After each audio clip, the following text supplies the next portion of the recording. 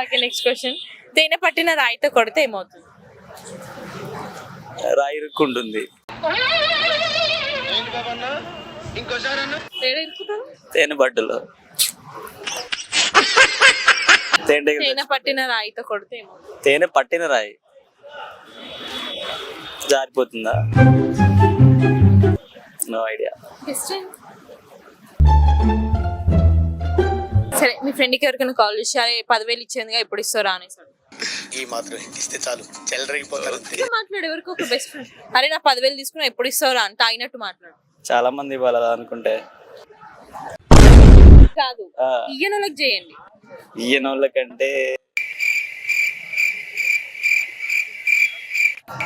నీతో ₹1 కూడా తీసుకున్నాడు స్పీకర్ తీసుకుంటాడు. బట్ నా 10,000 తీసుకున్నా ఎప్పుడు ఇస్తావు? ఇక్కడే ఉన్నాను. సౌండ్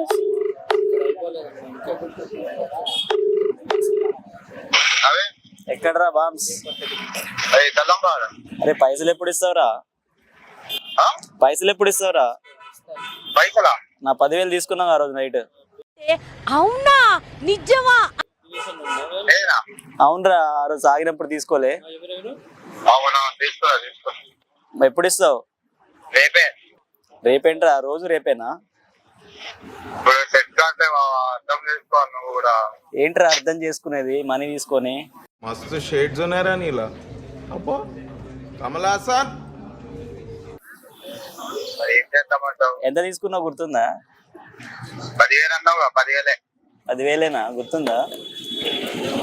10,000 అంటే 10,000, 20,000 అంటే వడ్డీతో కలిపి ఇచ్చేసి తొందరగా. 50,000 తీసుకున్నారు ఆ రోజు. 50,000కి ఎన్ని సున్నాలు ఉంటాయి? 50,000కి ఎన్ని సున్నాలు ఉంటాయి? చూసారా సార్ డబుల్ యాక్షన్. 50,000కి ఎన్ని సున్నాలు ఉంటాయా? అందుకే బడికి పొమ్మన్నారా నేను.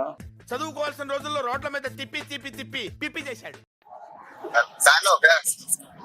సీరియస్ గా అడుగుతున్నావే, పైసలు ఎప్పుడు ఇస్తావురా అంటే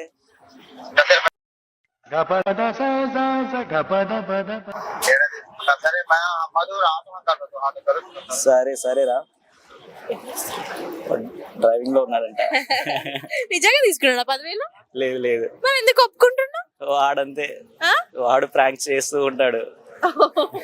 నువ్వు చేద్దామంటే ఆయననే చేసిండా రిటర్న్? అట్లుంటది మనతో. ఓకే చెప్పు, తేనె పట్టిన రాయితో కొడితే ఏమవుతుంది? ఎందుకు మాస్టారు మాటమాటిక్ అడుగుతారు? నాకు మాత్రం ఏం తెలుసు.